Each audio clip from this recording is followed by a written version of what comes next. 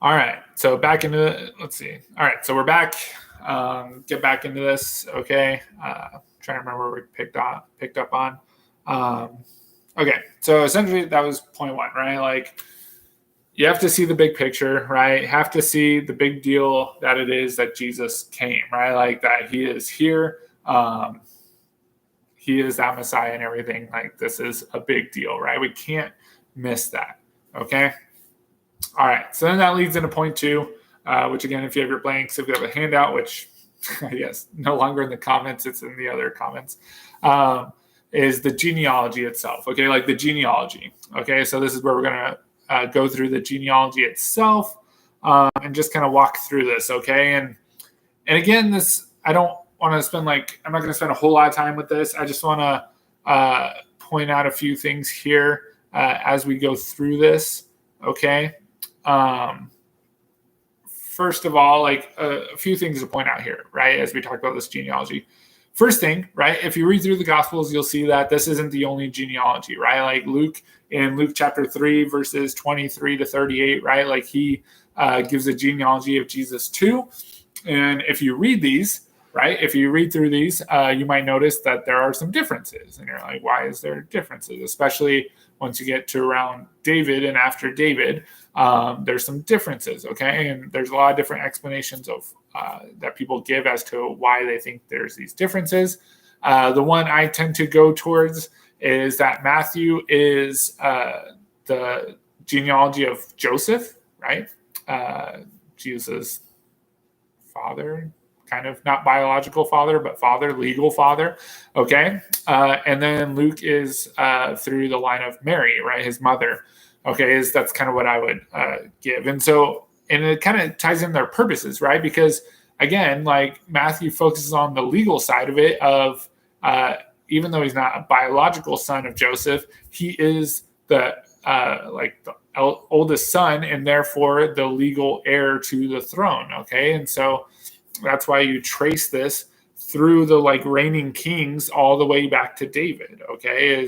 That's why Matthew has this focus, whereas Luke doesn't have that focus. It traces more of the biological link back to David, that he is truly a son of David through Mary. Okay. But also it links back to Adam and kind of the focus of Luke for that. Okay. But for us, Matthew, kind of his purpose of is again showing kind of Joseph's line and showing that Jesus is that rightful heir. He has that true claim to the throne. Okay. The second thing I want to point out before we read through this is if you compare this to kind of the Old Testament and the events that happen, Matthew kind of leaves out some people in this. Okay. He kind of condenses the genealogy, doesn't give a full genealogy a lot of time. And that's one kind of for his purpose, right? Like he kind of divides this into 3 sections of 14 generations, as we're going to see at the end there. And so he does that to kind of condense and do that. Okay. And we'll talk about that in a second. Okay. So keep that in mind. And then also, as you read through, actually I'll point this out later. All right. So let's just read through this real quick. Bear with me. A lot of names to read through here, and I'll do my best pronouncing them, but just as we get through this genealogy. All right. So starting verse 2, Matthew, it says, Abraham was the father of Isaac, and Isaac the father of Jacob, and Jacob the father of Judah and his brothers. Right? Judah and his brothers, the 12 tribes of Israel, important part there. Okay. Verse 3, and Judah the father of Perez, and Zerah by Tamar, and Perez the father of Hezron, and Hezron the father of Ram, and Ram Obed by Ruth, and Obed the father of Jesse, and Jesse the father of David the king. Okay. Oh my gosh. I think it froze. Oh, am I good? Okay. I think I'm good again. It keeps freezing. I'm sorry. I think I'm back. All right. So that first section there I just read, right, from Abraham to David, right? That's that first section establishing there. But notice, right, at the end of verse 6, that it says how he describes David, right? David the king. Okay. David the king. And so he doesn't say the king about anyone else, just David, right? To again, what? Emphasize this point of this is the point of this genealogy is it's a royal lineage, right? He's tying Jesus to David the king, right? The kingship, right, belongs to Jesus, okay? He's making that emphasis. The King Messiah has come, okay? All right, continue in verse 6. And David was the father of Solomon by the wife of Uriah, and Solomon the father of Rehoboam, and Rehoboam the father of Abijah, and Abijah the father of Asaph, and Asaph the father of Jehoshaphat, and Jehoshaphat the father of Joram, and Joram the father of Uzziah, and Uzziah the father of Jotham, and Jotham the father of Ahaz, and Ahaz the father of Hezekiah, and Hezekiah the father of Manasseh, and Manasseh the father of Amos, and Amos the father of Josiah, and Josiah the father of Jeconiah and his brothers at the time of the deportation to Babylon. Okay? Again, a lot of names, just throwing them out there. And so that section, right, you have the first section go from Abraham to David. Now you have from David to the exile, right? When Israel, right, they have all those names you just read were like kings, right? Those were kings of Israel and Judah, actually, when they split, okay? But Judah, and so it traces that lineage all the way to until like the Babylonians come and take them into exile, right? And all of that, okay? And then the next section, right, starting in verse 12, it says, and after the deportation to Babylon, Jeconiah was the father of Shealtiel, and Shealtiel the father of Zerubbabel. And kind of, I'm pretty sure that's like at that point is where the Old Testament kind of leaves off. Okay. And so these other names are from probably like records that like were around in Matthew's time, being able to trace this lineage. Okay. The Jews were very focused on genealogies and like being able to trace people's lineage. Okay. And so there were public records at that time. And so now Matthew's utilizing those. Okay. So we don't have the rest of these names kind of in the Old Testament, but we have these from probably the records of the time. Okay. So it says, and Zerubbabel, the father of Abiud, and Abiud, the father of Eliakim, and Eliakim, the father of Azor, and Azor, the father of Zadok, and Zadok, the father of Akim, and Akim, the father of Eliud, and Eliud, the father of Eleazar, Eleazar, the father of Mathan, and Mathan, the father of Jacob, and Jacob, the father of Joseph, the husband of Mary, of whom Jesus was born, who is called Christ. Okay. All right. Made it through. All right. And so notice the end there, right? When you get to Joseph, okay, notice how kind of the structure gets disrupted a little bit, right? Where you have that emphasis the whole time where it's like this person, the father of this person, the father of this person. But notice when it gets to Joseph, right? It says, and Jacob, the father of Joseph. It doesn't say, and Joseph, the father of Jesus, right? But rather it says what? Of Joseph, the husband of Mary, of whom Jesus was born. Okay, so Matthew disrupts it to again show that, yeah, like he is the legal heir, like son of Joseph, but he's not the biological son. And he's setting the stage for what? The virgin birth that we're going to see in the next section next week. Okay, like it's setting that stage that Christ was born of Mary, but he's not the biological son of Joseph. Okay, but even though he's not the biological son, he is still that rightful heir, legal heir to the throne. Okay. And notice again, don't let it escape your attention that it even says in there, who is called the Christ, right? Like, and again, referring to Jesus, Matthew points out he is the Christ. He is the Messiah, right? This is the one, right? So before the genealogy and after the genealogy, Matthew is showing, hey, this is the Christ. This is the Messiah. This is the one you've been waiting for. Okay? All right. And then real quick, just want to point out what I kind of mentioned before. You see in there like a few women who are mentioned, right? Like Tamar, Rahab, Ruth, the wife of Uriah, right? Like who's Bathsheba. And so you see some of those names mentioned, and kind of with that, like some people wonder, like, okay, why exactly does he mention these? Some it's like it's cool, like the women are mentioned, but there might be some significance, right? There's a couple potential options of why they're included here, rather than even like some of the other women who might have been more well known, like Sarah or Rebecca, like different people like that. And so there might be a couple reasons. One is that some of these women, potentially all of them, some people argue all of them, but at least some of them were women who weren't like actually from Israel, right? You have certain people like Ruth was like a Moabitess, right? She was from Moab.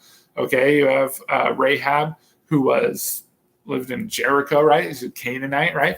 And so even like these people, these Gentiles, right, like are included in God's plan, right? And that's kind of like foreshadowing like that, again, this Jesus as the son of Abraham is going to benefit for all the nations, not just Israel.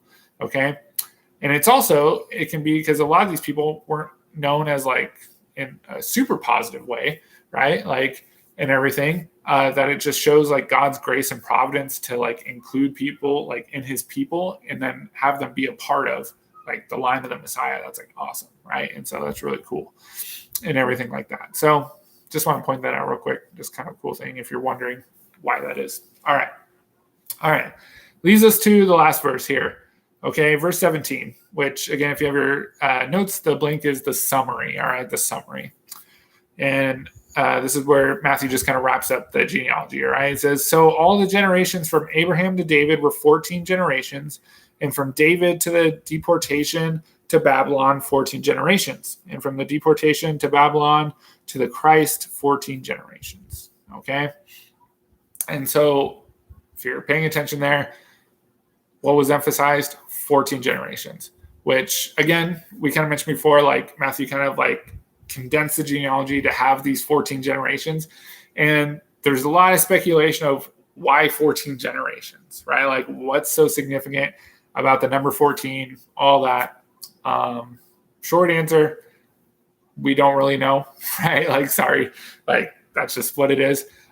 Some people suggest, one suggestion that's thrown out there that's interesting, maybe plausible, but we don't know for sure, has to do with this Hebrew practice called gematria, which is like kind of like a numerology thing where like you assign a certain numerical value to like each letter of the Hebrew alphabet. Like, so for example, like for our alphabet for English, it'd be like A is the number 2. And then so if you have like a name, you could add up the letters and like you get a number. Okay. And so some people suggest that maybe that's what Matthew is doing. And the kind of numerical value of the name David in Hebrew is 14. Okay. And so it's 464. Okay. You only count the main consonants. Vowels weren't part of Hebrew. Anyways. Okay.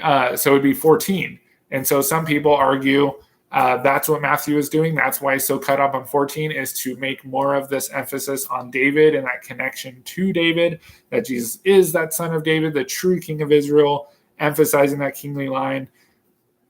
And it's kind of like, that's an option, right? Sounds kind of nice and all that. But at the same time, do we really know if that's what Matthew's going on in his mind here? No, we don't. So we don't fully know why he really emphasizes the 14. Okay. But he does. Okay. And so that's important. And so that'd be interesting to ask him maybe in heaven of, hey, what's going on with the 14s, right? But that's a plausible explanation that some people give. However, we don't have much evidence of like if that's accurate or not. Okay. So that's what it is. So you have that summary. All right. So made it through. Hopefully don't freeze again before we wrap up here. But in conclusion, right, we just have this genealogy, right, that Matthew starts it off to, again, show that Jesus is that Messiah again. Please come back. Let's see. Okay, I think I'm back again. All right, so I'll make this quick because I got to end before it shuts me down again. All right, so I did jinx it. I'm sorry. All right, so real quick. So, again, we see the context, Old Testament, continually looking for the one to come, right? This seed, this offspring, this Messiah, the son of David, who's going to come and fulfill all the promises that God has made, all these things, bring redemption to people. And now Matthew is claiming this is the one. His name is Jesus. There is no more question of who is going to be. Is it this person? Is it that? It's like, this is Jesus. He is the one. Okay? It is solved, right? Like the mystery is solved. It's revealed. It is Jesus. He is that Messiah. He is that King Messiah. Okay? And he starts out with this genealogy to show that, to prove that. He is that rightful heir. He is this true Messiah. Okay. And so some questions there, if you have the handout to just consider kind of application wise of like one, how often do you consider Christ being the Messiah that the Old Testament is continually pointing to and the huge implications of that, right? Like when you think of Jesus as the Messiah, as the Christ, we can again so often just kind of like, oh yeah, it was Jesus Christ, and kind of move on without any thought to like how big of a deal that is that he is that Messiah. Okay, so how often do you actually like consider that and praise Christ for that and everything? And then the second question, just something to consider, and I think this is good to like set the stage for like kind of what's to come, right? As well, is we have this emphasis we're going to have that Jesus is the King, okay? And Matthew is emphasizing that. And so, kind of a question is like, how should that like impact our view of Jesus, and how should that, and not just say like, oh, that we should view him as a king, like yes, but then also like, how does that impact like our relationship with him? How does that impact how we view our relationship with him? That he is the true king, he is the rightful king Messiah, right? Like, how should that impact our view of Christ and our relationship to him? Okay. So hopefully you guys can consider those questions. All right. So that wraps us up. We're going to transition into small groups for the high schoolers. And again, junior hires, we'll see you guys tomorrow. All right. Cool. All right. So see you in a little bit.